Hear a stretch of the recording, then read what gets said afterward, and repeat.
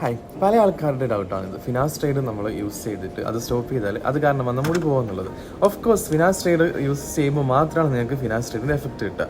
Finasteride ഒരിക്കലും ഡോക്ടറുടെ prescription ഇല്ലാണ്ട് കഴിക്കാൻ പാടില്ല. നിങ്ങൾ ഡോക്ടറെ കൺസൾട്ട് ചെയ്തിട്ട് മാത്രം കഴിക്കുക, കാരണം ഇതിന് ഒരുപാട് സൈഡ് എഫക്ട്സ് ഉണ്ട്.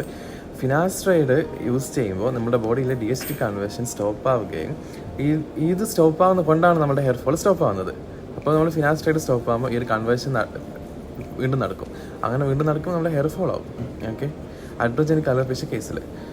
പിന്നെ ഫിനാസ്ട്രൈഡ് കണ്ടിന്യൂസ്ലി നിങ്ങൾ 3 months യൂസ് ചെയ്യുമ്പോഴാണ് ഫിനാസ്ട്രൈഡിൻ്റെ റിസൾട്ട് സ്റ്റാർട്ട് ആവുക തന്നെ. മീൻസ് നിങ്ങൾക്ക് ആ ഒരു ഫിനാസ്ട്രൈഡ് ഉപയോഗിച്ചിട്ടുള്ള മാറ്റങ്ങൾ കണ്ടു തുടങ്ങാനൊരു 3 months യൂസ് ചെയ്യണം. ഒരു കണ്ടിന്യൂസ്ലി യൂസ് ചെയ്യുമ്പോൾ മാത്രമാണ് ഫിനാസ്ട്രൈഡിൻ്റെ എഫക്റ്റ് കണ്ടുവരിക. ഫിനാസ്ട്രൈഡ് സ്റ്റോപ്പ് ആണെങ്കിൽ ഒരു 3 months ഉള്ളിൽ തന്നെ നിങ്ങൾ 3 months ഉള്ളിൽ തന്നെ നിങ്ങളുടെ മുടി പണ്ടുള്ളതുപോലെ തന്നെ ആവാൻ ചാൻസ് ഉണ്ട്.